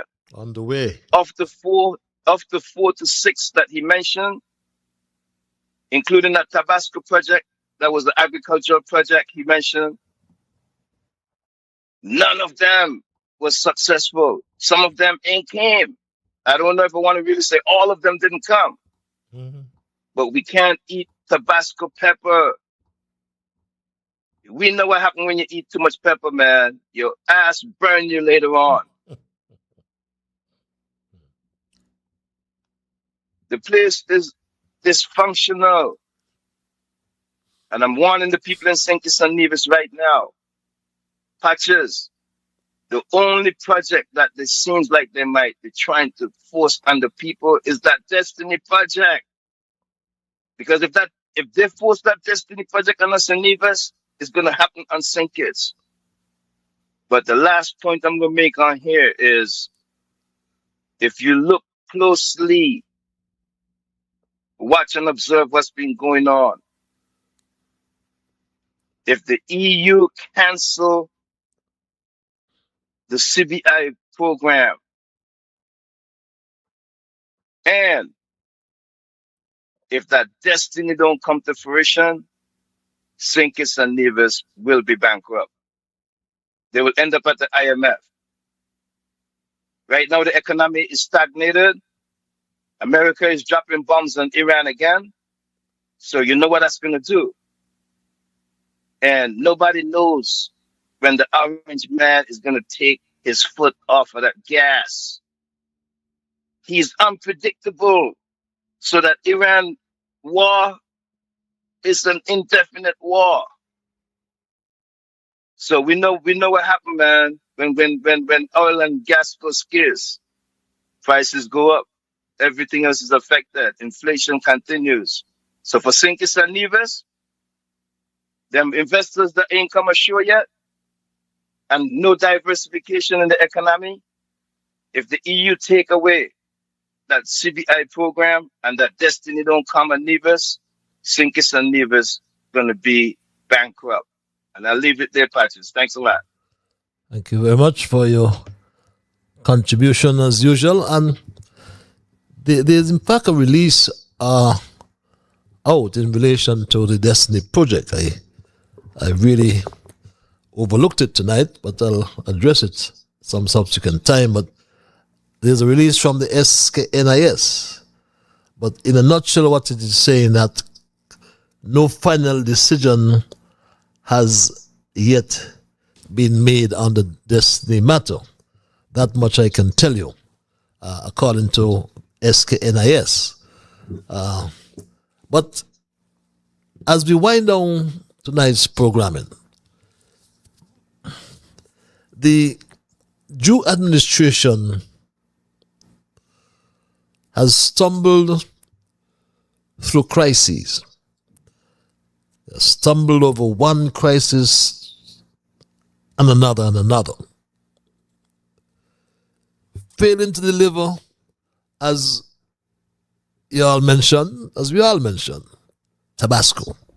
This concept of having Tabasco here started with a conversation with the Minister of Agriculture and our special envoy, Her Excellency Hadia Claxton, who herself would have introduced us to Tabasco.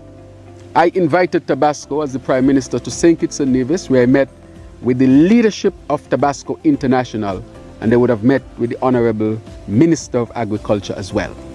And the determination was made then that St. Kitts and Nevis has the potential to be a producer or grower of this pepper, the Tabasco pepper, where we can actually grow it and export it back to Louisiana so that it can be processed into the end product, which is the pepper sauce.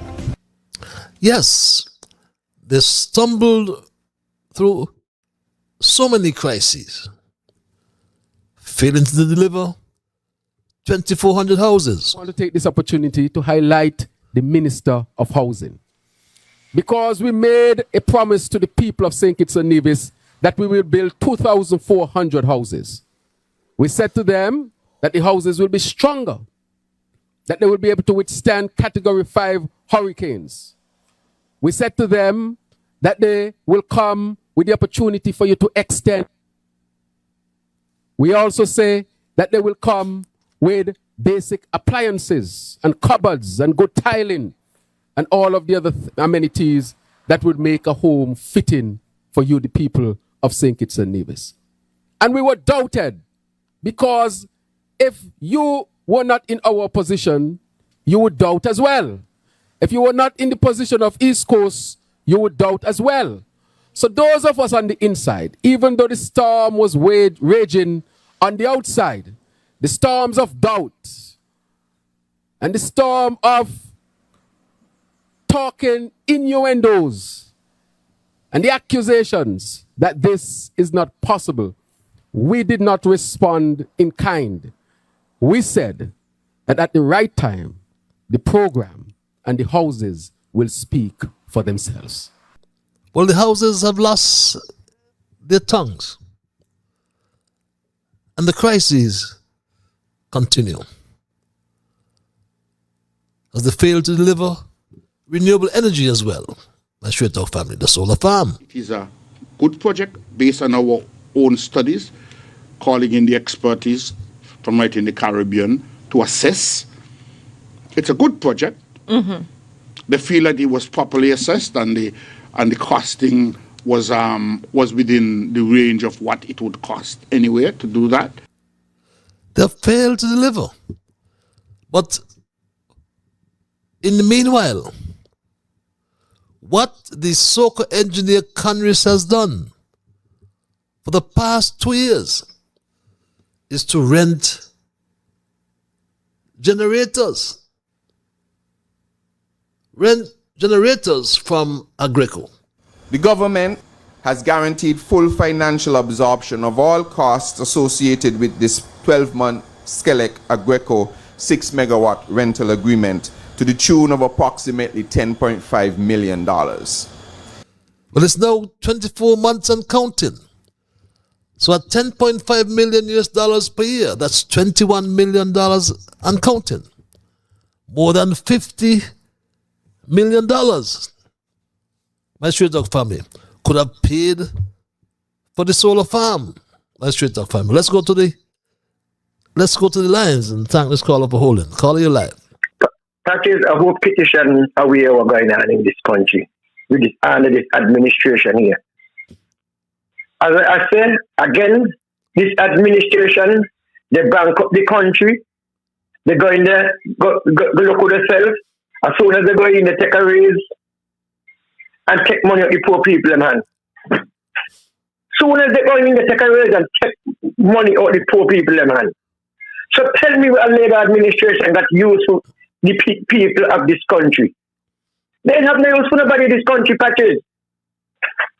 All of them going, they're enriching themselves. Look what's going on in the country. Look what's going on. Nothing is doing. Business flow.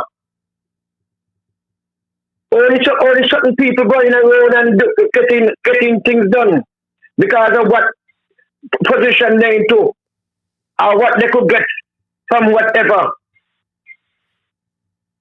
People stop, look and listen and be aware of what's going on. This is straight talk. Because straight talk they bring the unvarnished truth. Because patches with Ackman straight talk and he saying all these things and none of them challenging about it. After they're going to take him to court or nothing. It got to be the man is true, the man is right. And some of these people in patches, they shame, you know. A lot of them shame, you know. A lot of them shame. A lot of them shame to see that the government failed them, but they have no choice because the government, they still continue to talk about supporting them. Eh? You family out there suffering. You virgin out there suffering. Eh? Can't pay the light bill, can't pay the water bill, can't pay the mortgage for the house. Because of the failed leadership of Dr. Joe. They know what they're doing. That is the God bless you talk and God bless you again. Jones, good night. And good night again. Welcome over here. You all continue to fight the fight. This is what we want. Those in the diaspora. Join in with us. With the ills and the pain we got here. Under this weak Labour administration failing the country. All right. Yes, weak, incompetent one as that. They fail the country. They don't communicate. They decide to abandon Carifto. They didn't tell the country. We had to hear the news from Grenada. St. Kitts and Nevis has officially withdrawn its bid to host the 2027 Carifta Games, dashing the hopes of a nation that had eagerly awaited the return of the region's premier junior athletics championships. After months of public speculation and initial governmental interest, the decision to step aside was confirmed on Wednesday by Minister for Sports, Samuel Duggins. Following high-level discussions with the St. Kitts and Nevis Athletics Association and the Olympic Committee, the administration concluded that next year is simply not the most ideal time for the federation to take on the prestigious event. The withdrawal marks a dramatic end to what was already a turbulent bidding process. During the 2026 Carifta Games in Grenada, St. Kitts and Nevis and Trinidad and Tobago emerged as the sole candidates after no formal bids were submitted ahead of the NACAC Congress. Both nations were subsequently asked to provide robust government or sponsor guarantees, a requirement stiffened by NACAC President Mike Sands to prevent athletics associations from facing major financial shortfalls. Those requirements carried particular weight for St. Kitts and Nevis, which previously hosted the Games in 2008 and 2015. You failed to communicate on anything. Look at the third country national agreement. He brought deportees from Belize, from Jamaica, and said not one word. We had to hear that from Jamaica News. First up this evening, the Ministry of National Security says the two Jamaicans who were deported to St. Kitts and Nevis from the United States as part of the Third Country National Agreement have decided to stay there. The details were revealed in response to questions posed by our news center. Jamila Maitland has the details. The two Jamaicans who landed in St. Kitts and Nevis in May were the first to arrive on the island as part of the Third Country National Agreement with the United States. And according to the Ministry of National Security, the Jamaicans, who TVJ News has come to learn are two males, have decided to remain there. The ministry says it received information from its counterparts that the Jamaicans will not be returning home, at least not for now. It also says the Jamaicans are not in custody and were landed as ordinary passengers. The ministry also says it had no information to suggest any crimes were committed by the two Jamaicans in the U.S. As for why the men were removed from the U.S. and why they weren't deported directly to Jamaica, the Ministry of National Security could not say. TVJ News posed a similar question to the government of St. Kitts and Nevis. However, we have not received a response. The ministry says it was not contacted by the U.S. authorities about the deportation of the two nationals to St. Kitts and Nevis. It said it learned through a diplomatic note from the Kittitian government on May 22 that it received two Jamaican nationals. So, my Straight Talk family, not one word coming from our government. Hi, good night patches reads this email. School children say that it has a big labor supporter when spending with UDC's credit card on a spending spree. And they say that he is on suspension. Reads this email. It's now, as we wind down tonight's program in my Straight Talk family,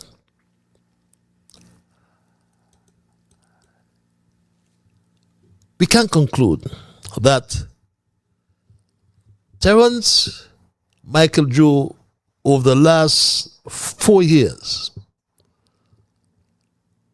has failed to govern with a steady hand this federation deserves. The economic anxieties of our people continue to grow.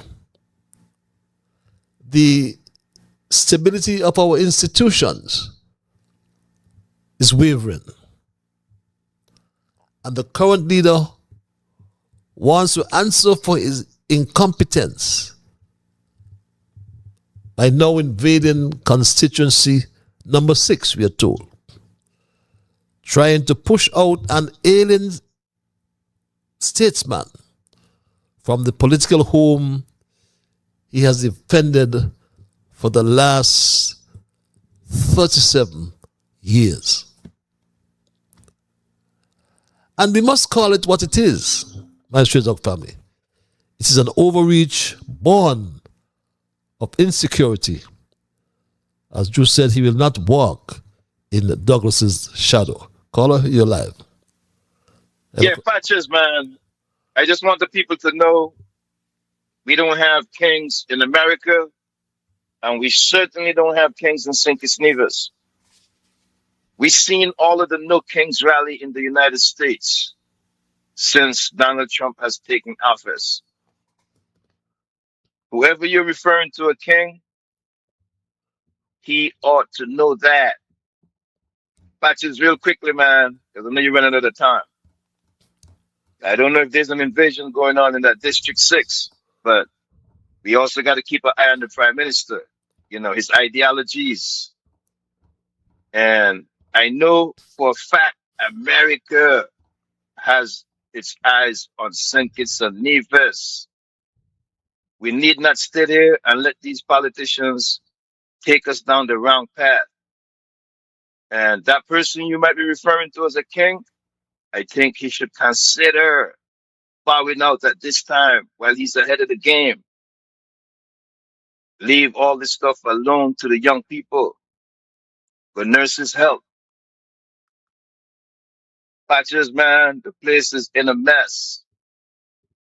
We don't know when this mess will get cleaned up or who will clean it up. And lastly, the Labour Party, they are not the only ones that can run St. Kitts and Nevis. And the young people should get involved with the political affairs of their country. Thanks a lot, Patches, man. Have a good night. Get home safe. Thanks a lot for your contributions, as usual. And the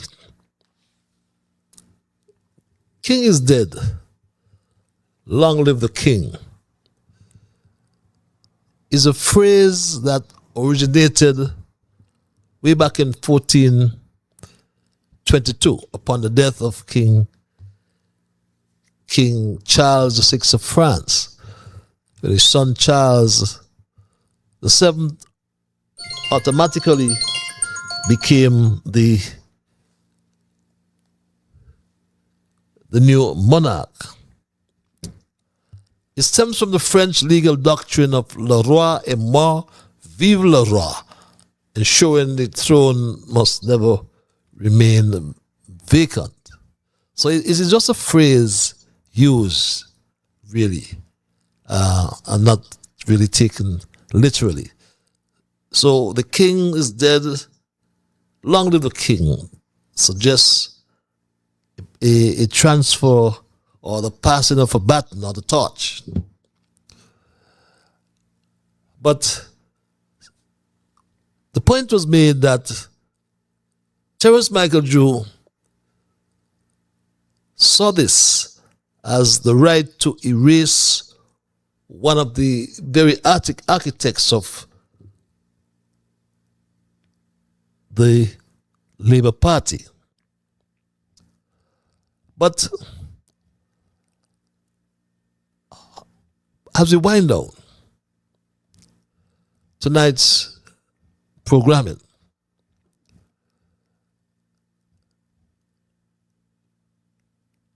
I started to say earlier that Drew has failed to govern with the steady hand this federation deserves. And he has now gone into Constituency 6, we are told. What many see as an overreach born of insecurity. And many in the Labour Party are saying they must punish Terence Michael Drew for his disrespect, as he cannot allow a culture of ingratitude to become the standard of the Labour movement. Because if a leader cannot respect the elders of his own party, how can he truly respect the citizens of this country? So he has embarked on a movement to remove Denzel Douglas from the leadership of the party and from constituency number 6. And the reasons are clear. One, the profound incompetence of Terence Michael Drew has left the government directionless and divided.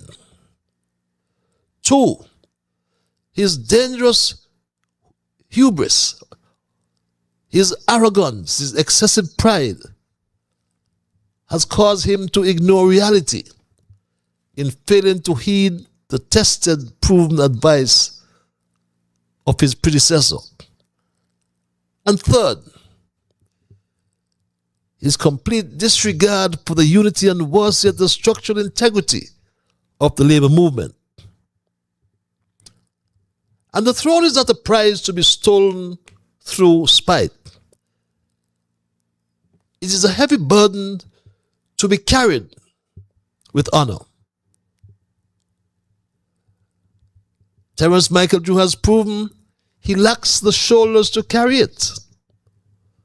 And it is time for his party to restore discipline, demand accountability, and protect the sacred legacy of the oldest political movement in the Caribbean. And as we conclude, let us speak as we did all night with absolute candor that this moment demands. Neither Douglas nor Drew are saints. Both the legacy of Denzel Douglas and the current tenure of Terrence Michael Drew carry the heavy, undeniable taint of corruption allegations surrounding the CBI program.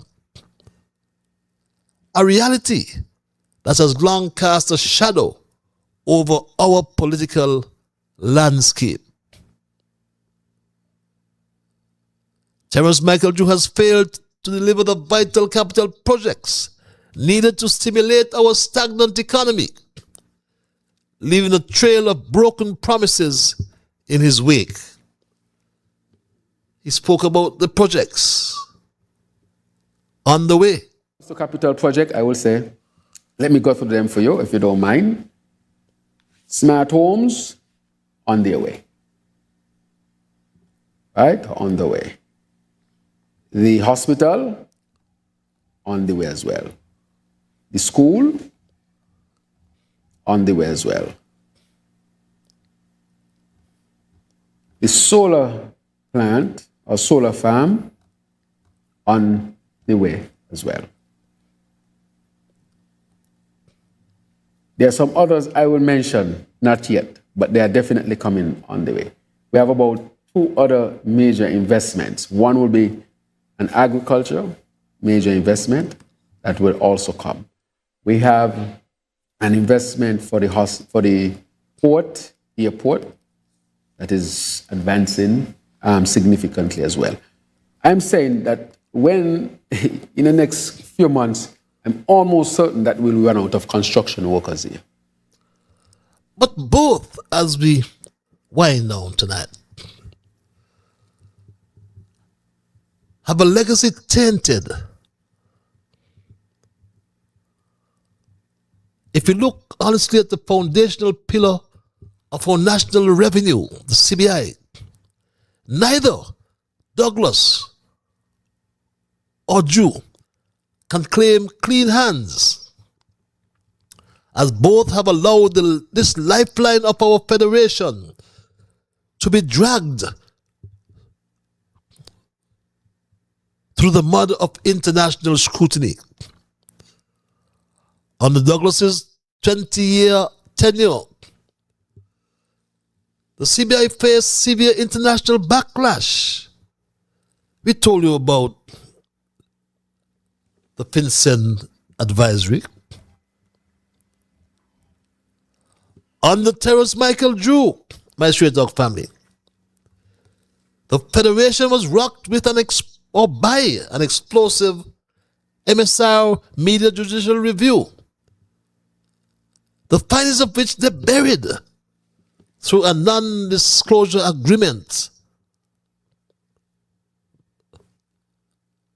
But it was deeply rooted in underselling, fraud, money laundering, and deep-rooted corruption within the CBI administration. I had another meeting with Drew, and I warned him, and I offered him to look at the evidence. And I told him, you got another major problem. We believe that the Chinese intelligence service have infiltrated your program. We believe, and we have evidence that suggests that Ying is possibly a Chinese agent. Drew didn't want to look at the evidence. What he did was, I think, a month or so later, he's invited. Ying Jing was the boss of Caribbean Galaxy, who he knew, because I informed him, that she was selling the passport of your country at 50% of the legal price and breaking the law in your country, which he knew that I had evidence that suggests that she could be a Chinese agent. And he invited her to be part of the official delegation of St. Kitts and Nevis at the United Nations General Assembly. When I saw that picture, I had another meeting with Drew, which was very heated. And I told him, hey, I'm leaving. I'm done. He said, no, please. I want you to come to cabinet. People don't know what you're doing in the country. People don't know what I'm doing in country? And more will come. As Drew claims he's diversifying away from CBI. But the reality on the ground is that he has simply shrunk the pie without baking anything new. The downtrodden who stood in the line to vote for him have all been forgotten, left out in the cold while the cabinet squabbles. But as comrades and friends look forward to the future of the party and our country, they acknowledge the flaws of the past while demanding an end to the incompetence of the present. The cycle of power, my Straight Talk family, moves forward and the struggle continues because the king is dead. Long lives the king. And that's my story tonight, and I am not going to change it. I want to thank Almighty God for guiding our conversation tonight. As always, I want to thank you, the many viewers. Some just listen. Some send emails. Some make calls to the program. But all of you, remember, all of you are the ones who make Straight Talk. And for that reason, I say a big, big thank you. I'm Ian Patches Liebert and God's Spear. We will connect on Monday for another edition of Straight Talk. Until then, be good to yourselves and to all whom you meet. And remember, whatever your mind conceive, that you will achieve. But first of all, you just got to believe. So when you wake in the morning, thank God for the morning light. Thank Him for taking you through the night. And my Straight Talk family, keep moving on. Bye-bye. Until we connect on Monday, have yourselves a wonderful weekend.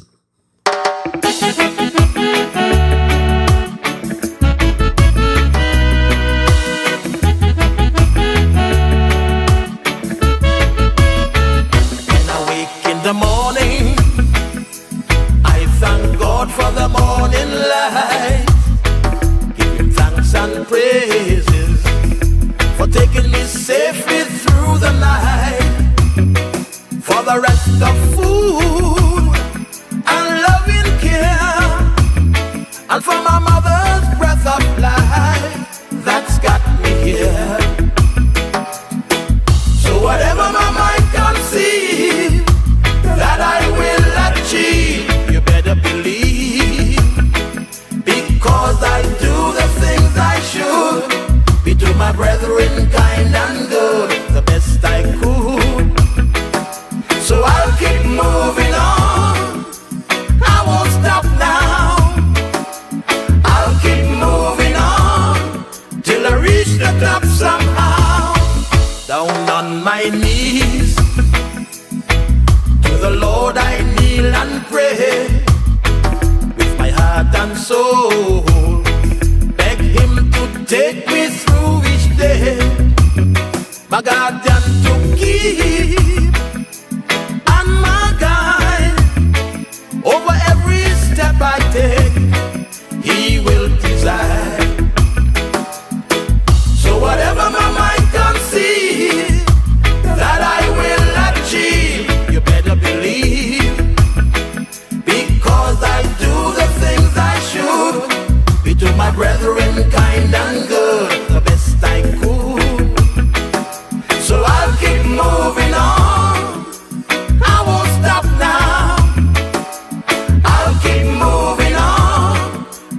reach the top somehow.